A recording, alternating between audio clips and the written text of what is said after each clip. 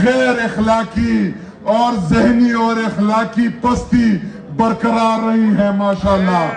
आज इन्होंने कश्मीर में भी जहां पर रिजीम चेंज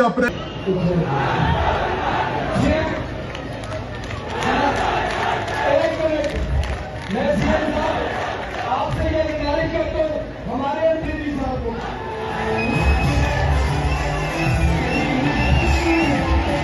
की गैर अखलाकी और जहनी और अखलाकी पस्ती बरकरार रही है माशाल्लाह। आज इन्होंने कश्मीर में भी जहां पर रिजीम चेंज ऑपरेशन हुआ है और